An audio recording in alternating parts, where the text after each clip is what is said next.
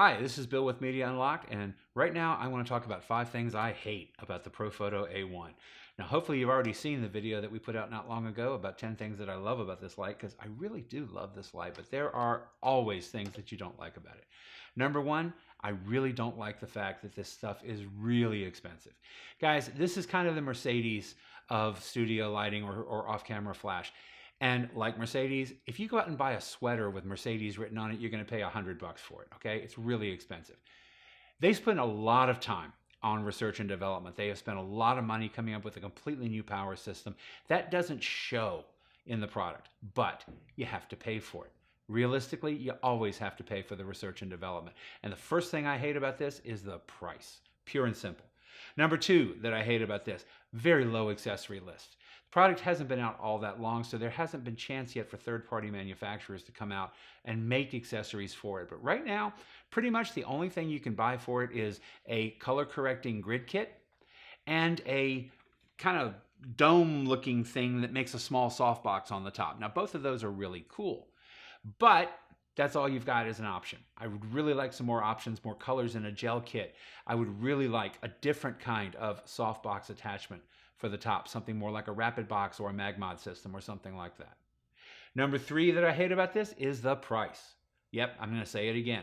The price of the accessories is rather expensive, as well as anything with the Profoto logo that's written on it. Number 4, there are no B brands. This thing talks Canon. This thing talks Nikon. They talk Swedish in between them. Nothing speaks Fuji. Nothing speaks Olympus. Nothing speaks Sony. I really kind of feel bad that there is no option right now for Sony, Fuji, and Olympus users to use this wonderful light. It's only available for Canon and Nikon. I think they really need to work on that. And lastly, number 5.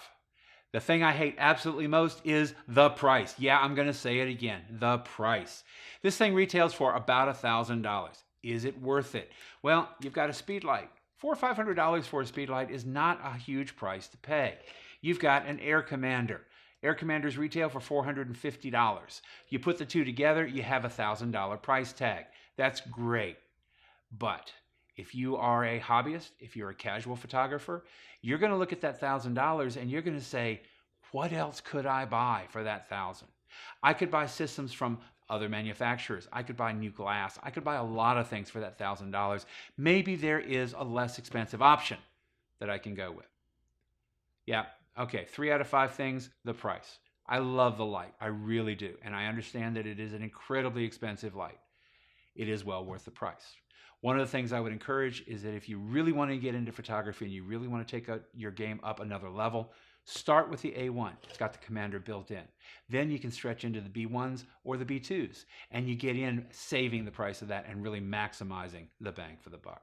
So the 5 things I hate about this light. Price, price, price, and a couple of things that'll fix itself over time. All right, y'all, check out our new video here. And if you'd like to look at some of these products, check out our B&H link. We do get a commission, so that helps us make these videos. And also, if you hung around this long, why don't you subscribe to us and look at more of our content? It'd be really cool. And he's cute. Gives you a good chance to look at it. Look at that face. That face is so cute.